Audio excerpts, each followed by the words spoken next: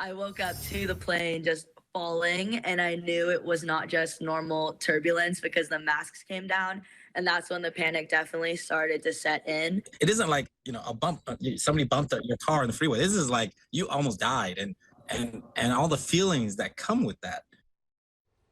It's been 1 year today since a Boeing plane was forced to return to PDX after a door plug flew off. What followed was a tumultuous year for Boeing and the FAA, faced with groundings, lawsuits, heated questioning in Capitol Hill, and a weeks-long strike over safety concerns. Fox 12's McKenna Marks spoke with travelers at PDX today after Boeing just released a report on the improvements they've made to safety in the past year. It was truly a shocking story, and many people flying in and out of PDX today remember hearing about a door plug breaking off that Alaska Airlines flight. Now, exactly 1 year later, travelers tell me that incident changed the way they think about air travel. A lot of things have been happening with planes recently and crashing. So I'm not gonna lie, I have been afraid a couple times when I've sat down in my seat.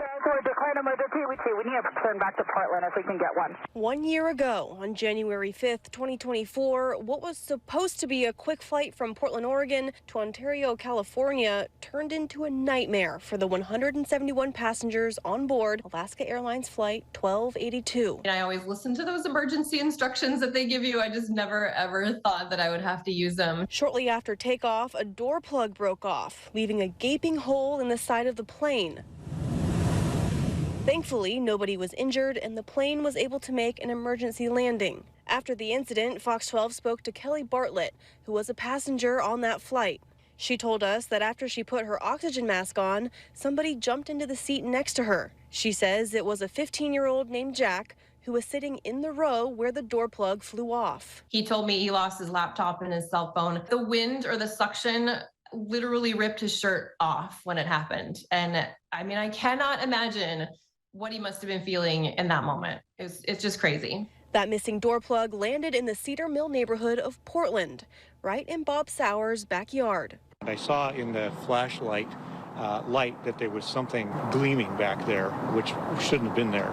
Oh, that's curious. So I went back to look at it, and it turned out to be the door.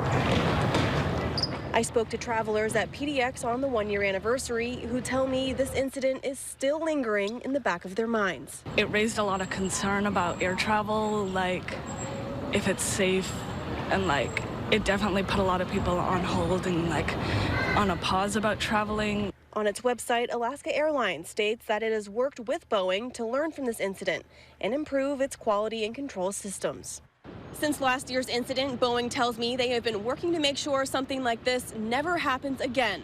In a statement, Boeing said, quote, "We deeply regret this accident. With feedback from our employees and input and oversight from our regulators and industry experts, we continue to work on strengthening safety and quality across our operations," end quote. And we have more information on the changes Boeing has made over the past year on our website, kptv.com. From PDX, McKenna Marks, Fox 12 Oregon.